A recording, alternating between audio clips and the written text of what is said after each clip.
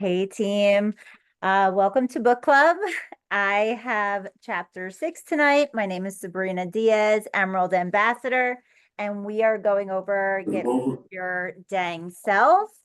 Um, it was such an experience pulling this book back out because this was one of my first books that I did when I first started the business. And going chapter by chapter and noticing what I highlighted the first time around and because now I'm underlining instead of highlighting so I can keep it separate. It's pretty wild what is standing out in my business now. So with that being said, reading this chapter, and y'all know I love to go into the chat. I want to ask you from then until now, we have the chapter, she's interested, now what? I remember when I first started this business and I got to this chapter, it made me feel some type of way. I didn't know if I was prepared. I didn't know how to think. Did you have those feelings reading this chapter that it was like a whole new fresh light? Or if you're still brand new, was it like overwhelming to you or scary? Let me know.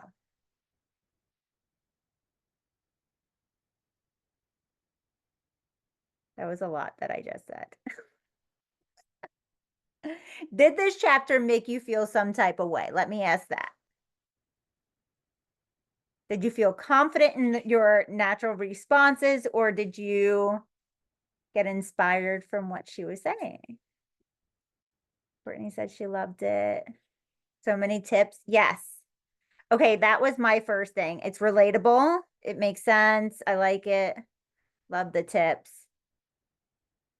I love being able to go back to this chapter and revisit some things that I might have forgotten over the years on like how easy a response could be. And so that's what I wanted to lead off with tonight. It made me exactly, Donna, rethink how I have been doing it. I've kind of gotten off the path, kind of coming back on. I've been doing pretty good off the path, but I really liked how it redirected me. So let's start there. She says on page 89, when she first starts out, she doesn't like the term to close a sale. And I was like, oh, well, I never really thought of it that way. And she says it promotes like hunter behavior, like you kind of like a desperation, and to me, I was like, oh, I never want to come off that way. And so like, let's see what she was saying. And she said it's the decision making process.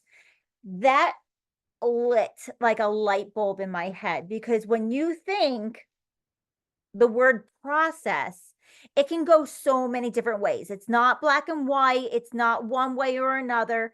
It's a process. So you can actually create what you want to see. And she says you have to determine if you're going to start talking about business or products. And then one of my favorite parts, she says there's nothing worse than a constipated funnel. And we have all been there.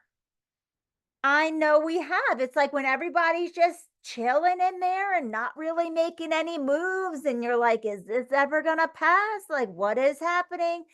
Um, it makes a whole lot of sense when she starts to speak about it, because I'm like, okay, so that's what is actually going on, but it actually gives you steps on how to get out of it. She says everything you say and do should be motivated by helping someone come to the right decision for them. You're not telling them how to feel. They have to make that choice themselves. And I love her wording throughout this book. On page 90, she talks about thin slicing. So have you ever gone into a conversation and you're just over talking? You're not really listening. There's a lot of information going on. It just seems too much. She says the words thin slicing, and it means like filtering the few factors that matter from an overwhelming number of variables. That's a perfect opportunity to cherry pick. Go with what sounds good. Go with what is going to captivate their attention right then, and don't overdo it. She also says some things to ask, like their conversation forward. She says, so are you intrigued enough to want to learn more? That line, I've listened to this first. And when she said that, I was like, yeah, like I do want to learn more. I do want to hear more. Tell me more about what you're saying. I felt like the way she worded it captivated my attention. And another way she worded it was, would you like to learn more to see if this might be a good fit for you? So she's not telling them this is a good fit for you. You're going to be great at this. She's asking them, like, do you feel like, can you see yourself here? And that was like, okay, like that is not something that I have been doing, but I'm going to get back to, because it is all about them and nothing about me. And we say that all the time, especially when we take on feelings that we should not be taking on when we have some conversations. It is all about them. And it brought me back to that. And then she goes into rule number 3, that's back on page 73. Less is more. And I've had to learn this. It's been a rough road for me, because I can talk for days and I can tell you all about why I love these products. But again, it's not about me. It's about getting their story and showing them why it's going to fit into their life. Has nothing to do with you. Less is more. Don't overwhelm your prospect with too much content. And she says, it's essential to tee up the next conversation if there's an event. So you kind of give them like that little bit, you give them a video, you give them a graphic, you give them a little bit. And if you have an event within the next 24, 48 hours, plug them in. Okay. That is your next step. So it's kind of like a play-by-play here. You give a little, then you let something else do the work. Then you talk a little bit more, kind of switch it up. And then she says, I'm not sure if it's on this page. It is. If there is not an event, do a 3-way call. That is also going to break it up a little bit. So it's not just simply you talking at them, asking all the questions. You have now brought in another person and a whole nother perspective. And I love how she broke down the 3-way calls on page 93. She says you have to believe in 3 ways, crave the 3-way, and master the 3-way. Understanding that the 3-way is going to be the turning point in your conversation. That's what you want to lead with. Okay. If you're going in thinking, oh, this conversation, this 3-way is putting them off, they're not feeling comfortable, that's the kind of confidence that you're going to portray in the 3-way. All right. Some key points that she says about the 3-way: call them on a phone chat or a conversation, like get them on the phone. Okay. We're not doing 3 ways and having this in depth of a conversation through text. Don't do that. Get them on the phone, or I always love the FaceTime chats, get to see their face, see their expressions. And she says, first, let's cover why you should believe in them.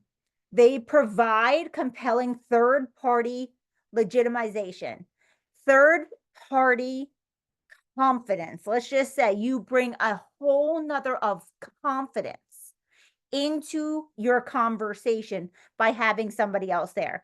I know I have a whole new like posture when Tova comes on, and I know she can answer all of these numbers questions or compensation questions. And I'm like, she's the one, just talk to her. She's got it all.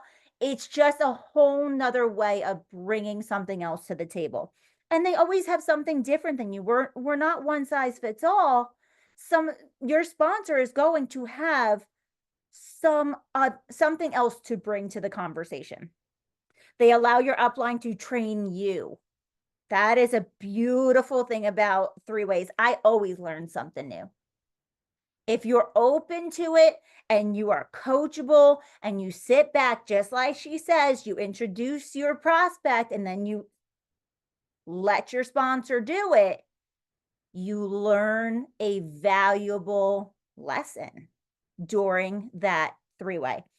They move your prospect through the funnel efficiently, kind of just takes it down a level. You know, it's like a degree off. It's a lot easier to talk to somebody that you're not invested in. Okay, let them do that. And then she says a certain way on how you should introduce your prospect to your upline. She says, tell them their name, where she lives, who she is, how you know her. There's a whole list on page 94 of all the things that you can be doing to introduce your person, your prospect to your upline. Okay. Call out their strengths. This is where you boost them up. You say that, this is Emily and she is absolutely amazing. I think she's a hardworking mom of 4. She goes to school at night and she still is here wanting to learn a little bit more. Boost them up in that conversation. And then it says, the flow of the call, how it progresses. An introduction, how you know each other, why you think she'd be great, what's in it for her, and then be quiet. You let your upline take over. So it was really like enlightening to hear with the flow that I have forgotten over the years, and just reinstated. She says, nope, already went through that. She says, oh, briefly share facts about the business, not opinion. Share facts. And she says she emphasizes briefly. Because again, yes, they may want to know about the company, what it's going to, but they want to know what it's going to do for them. Okay, so facts about the company is great, but what is it going to do for them? Then asking them, this is my favorite question. I guess I must have gotten it from this book years ago, but she says, tell me on a scale of 1 to 10, are you ready to hang up the phone and run? 10 being you'd like to get started today. Where are you? Giving them that grace period of where to put themselves. You're not telling them, hey, listen, it sounds like you're a 9 right now, and they're really a 4. That could be really putting off. That could be really overwhelming for somebody. Ask that question, give them that range, and let them answer. And she goes into, I'm going over, but she goes into a whole slew of scenarios. If they say 1 to 4, you just be honest with them. This business doesn't seem like it's a good fit for you right now. Why would you want to even take on somebody that says, you know what, it's about a 1? That is where babysitting comes in. That's where the dragging comes in.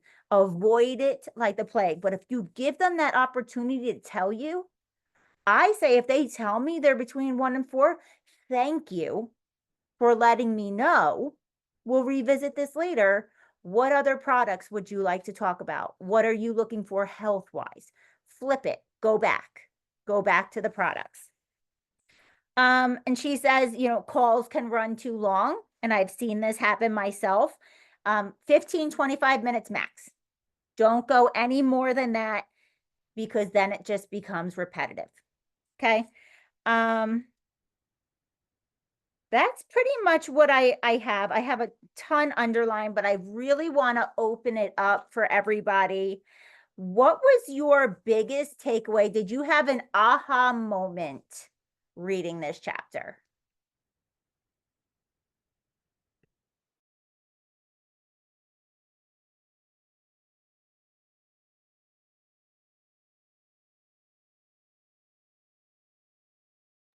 I think the being prepared is a really good reminder.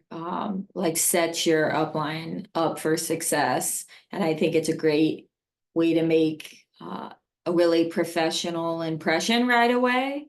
That if you have good questions to ask because you know some background on them, it's gonna flow easy and put them at ease. Because I've definitely seen it go both ways. So it's easy to keep it short if you know exactly how to start it.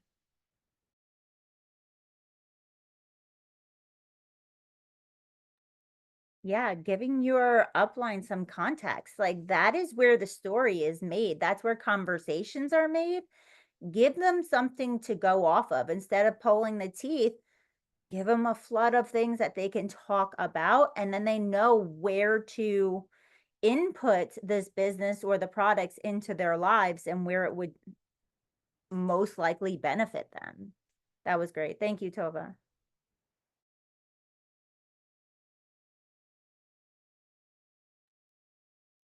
Yeah, I think just having like seeing the intro kind of laid out like that, I was like, wow, that's so simple. I feel like I overcomplicate it and I overthink things so much.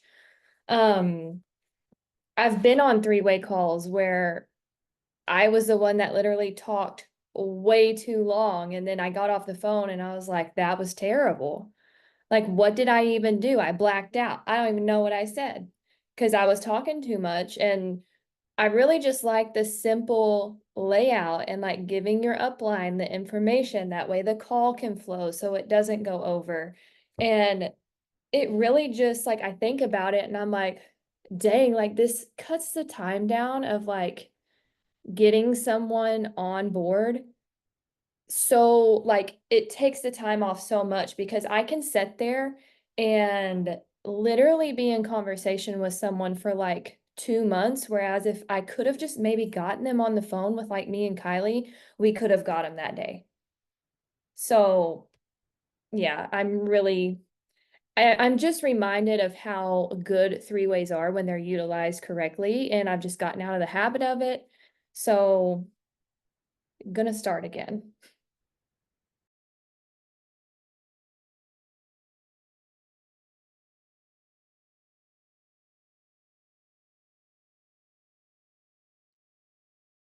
I feel like this whole book has been an aha moment for me. Just like bringing me back to basics. I just like the flow of how she writes this book. I mostly listen to it on Audible and then I refer to the text with things I really like. Um, but I just thought that was gold about asking them to rate where they are. Like, talk about a time saver. I think so much of the time I'm in a season of my business where when they're interested and we even get to the three-way, I'm so excited that it's almost like I want to answer for them. Like, yeah, yeah, they're ready. They're like, we're ready to go. But like you said, it would really just reduce so much time and investment if they told us. It's kind of like when we do products, like, let me know how aggressive you want to be with this. It's like same concept, but for the business. And I just, like I said, I think the whole book is just a total recommendation for anybody entering this world. Like any business builder of mine is getting this book. This is like a part of the intro to being on Plexus, I feel. It's been really good.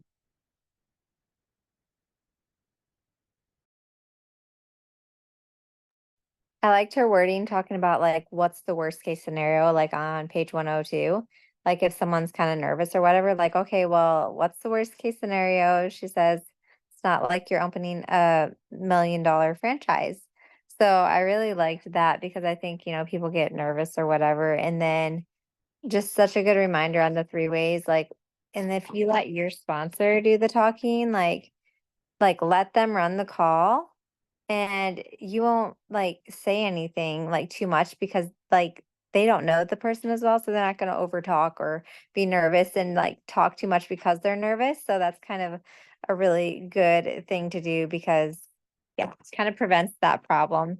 But overall, I just love it. Like always loved doing these chats. It's like it's crazy the party validation. Like you don't really think it's a thing until it works or it happens to you and you're like, "Oh, maybe I will try that. And then you realize it was third-party validation. So, and people want to hear that, like, even though they know like their sponsor does Plexus, it's still like some sort of science. I don't even know, like something that happens in their brain when they hear someone else saying something. So that's all I had. So I love three-way calls. It was really helpful for me when I had a worker to get them on the phone with Lori and she told her story. And it was really easy and motivating for me to do it too, because I just mute myself. Like I could be feeding the kids lunch, I could be doing whatever, and she did the work. And it just created a bigger connection quicker, like you guys were saying. And I think that it's really important for the middleman to mute themselves for sure, because it's the only opportunity for your sponsor to take the time to talk to your level one, and it's in your best interest to just not talk pretty much at all. I know Courtney doesn't talk at all. She'll just like get me on the phone and let me talk. And it's definitely helpful because I've been on three ways too, where I'm like, why are you talking? You talk to her all day long, clearly, because you guys won't shut up. So I don't know. I just thought it was a good reminder of like how to do three-way calls and how quickly it just gets someone to, I don't know, have bigger belief versus like, here's a Diamond Doc of somebody or so, like that's good too, but just talking to another person, it like third party validates you so well. So I definitely like them.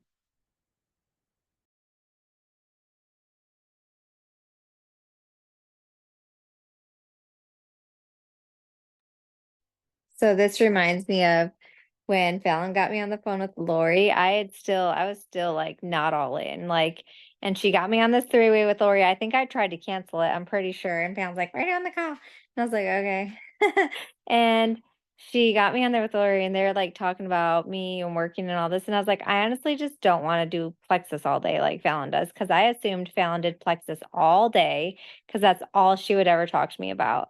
And I was like, I just don't want to do that. Lori's like, it's fine. If you're intentional, you can get it done in a few days or in a few hours, like, or less than an hour. She's like, you could spend 10 minutes if you want. And I think that really helped me, was hearing someone else say that, because I'm like, Fallon's just over here like Plexus, Plexus, Plexus, because I wasn't all in. And now like I could do Plexus all day and be fine, because I enjoy it, because I fell in love with it all, but at that point I wasn't. So just like hearing from someone else like made such a difference in my brain.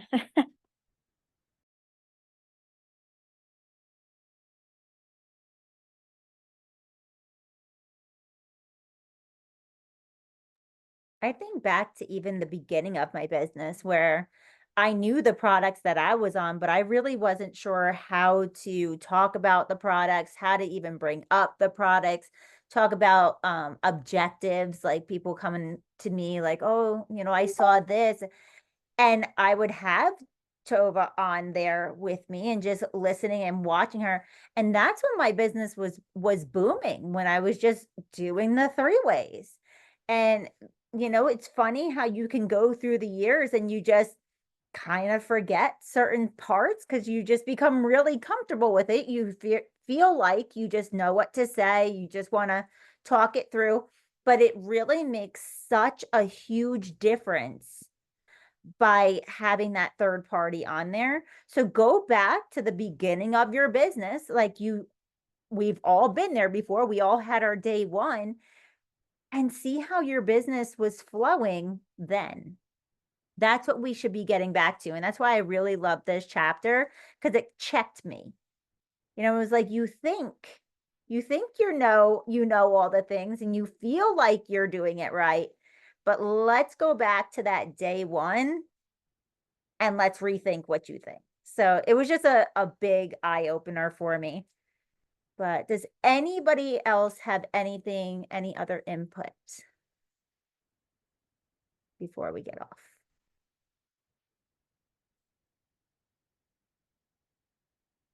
Last call, guys.